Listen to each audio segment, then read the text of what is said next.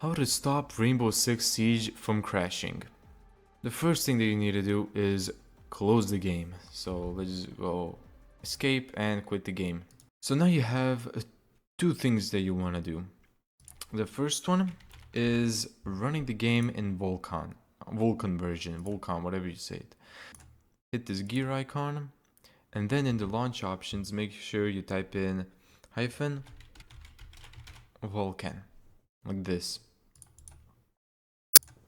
Let's see if it's saved. It probably did. There you go. Now try launching the game with that. Now if it doesn't work, go to your Windows bar, type in My Games. Then you're gonna see this. Just open up these two folders, open up the ini file, head down here until you see FPS. Let's just do, there you go, FPS limit. When your FPS limit is 0, that means it's actually infinite. So what you're gonna do is, for example, you have a monitor that's running on 60 Hertz.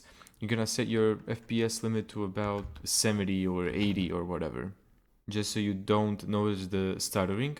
And for your computer not to try running the game faster than your monitor can handle.